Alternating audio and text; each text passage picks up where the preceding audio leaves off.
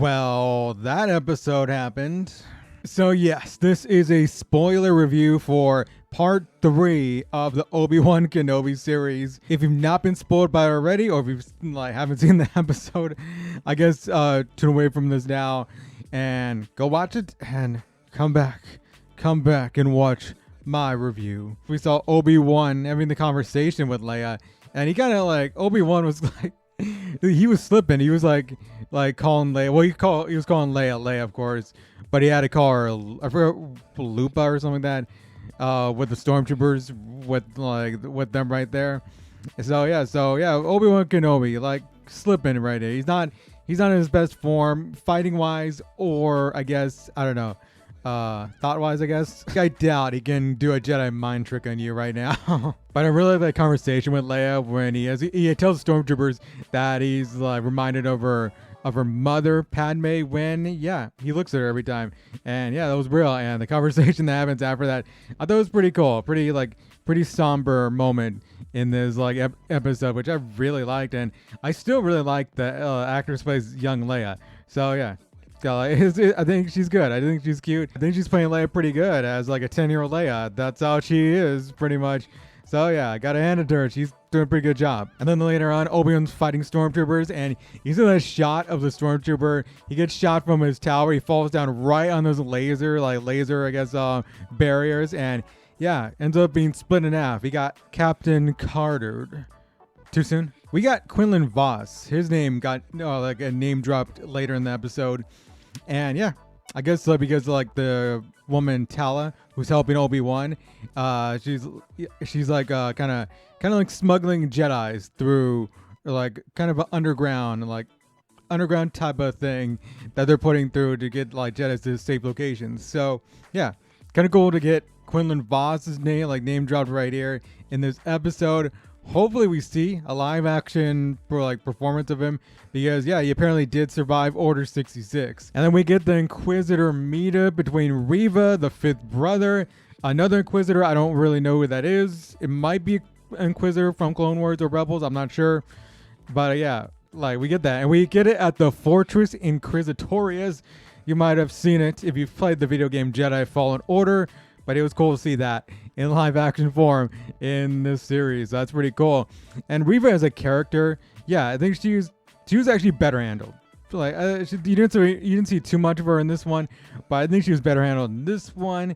She's a little bit, you get a little bit of nuance to her character, and it's just interesting. What is her character going to be in the later episodes? We'll see. And what is her ultimate goal? Is it to become the Grand Inquisitor, as Vader told her that she would be if she succeeded in his his plans? And also, if you're a fan sending racist tweets or racist social media posts towards Moses Ingram, who plays Reva, then you're definitely not welcome. Fuck you. Basically, Ewan McGregor put out a post saying pretty much the same thing, not as not cussing like I did, but definitely assholes like that definitely do not belong in the Star Wars fandom. Hopefully they can just fuck off soon. Let's get to Vader now. So Vader showed up in this episode, and he showed his maniacal side in this episode, even I think more than Rogue One, because Rogue One, it was just that scene where he's fighting off the rebel troopers, or in the final scene of that movie. But he's showing his maniacal side. He's kind of showing his genocidal side in this, because he's pulling one guy out of his home, and he's force choking him, and then some other guy, I think it was his kid or something like that. It might have been his son, but his son comes out to see what's going on or trying to help, and then Vader just snaps his neck, or that's what it looked like. So I'm like, whoa, Vader. And then he's dragging a woman all to get Obi-Wan to come out. So I was like, wow, really? They're really showing his men's side, and they're really showing his not giving a fuck side, really, in this. So it's it's crazy. And James Earl Jones coming back to do the voice. It's pretty cool. And he sounded a bit more, he sounded better. He sounded very much like he was younger, I guess, because I remember hearing his voice in Rogue One and being he's kind of really sounding his age. So in this episode, I don't know if they went back and maybe remastered the voice, I guess, or I don't know, because James Earl Jones is 90 or in his 90s. and Hayden Christensen playing Vader. I assume he's in the suit. Like he would have to be because they said he is. And he appeared earlier in the episode when Obi-Wan's having like a vision of him in like the fields. So yeah, it's cool. And then we get Obi-Wan versus Vader, and then man, and like Obi-Wan is like first he's like he doesn't want a part of it. He tries to run, and then he pulls out his lightsaber. Finally in this in this series, and then Vader gets to him, and we see the fight, and yeah, Vader is clearly dominant. He's only using one hand, and he's just like toying with him pretty much. Like he could have killed him if he wanted to, but he's trying to torture him. And it's just like, wow, okay. And he's got that line where, yeah, the years have done some work to you. That's not what he said, but like, I know, like, I like the line where he says, like, I am what you made me, when Obi-Wan tells him, what have you become?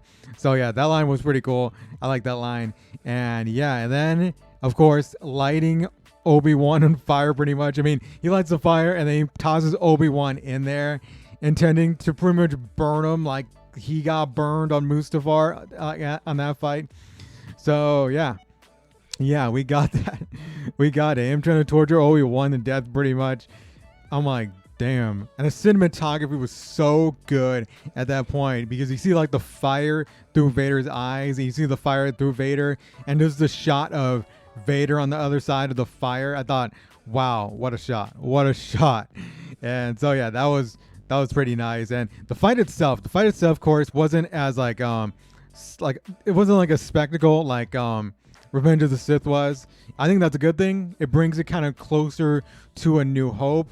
And I know like people have like gripes about New Hope and the fight in the first Star Wars movie between Vader and Obi-Wan. So yeah, but I think it's cool that they kind of brought it closer, this fight closer to that one. And yeah, I don't know. I was kind of an issue though, like, because I think they are gonna fight later. I think with Vader just toying around with them and him just not deciding to take him out instantly saves it's kind of a screenwriting like sort of plot point to get them to have a fight later and have Obi-Wan more powered and have his force abilities back, I guess, later. So yeah, but I'm looking forward to seeing that. Just kind of a minor little thought I got. It's not even a gripe. It was also cool to see them fight in like a real setting too, because yeah, with Mustafar, I kind of like the spectacle of Mustafar, but it was like it's a little too overly CGI. I think where they had this setting with the fight here, like I don't even know the planet's name. I don't know if they even mentioned it in the episode.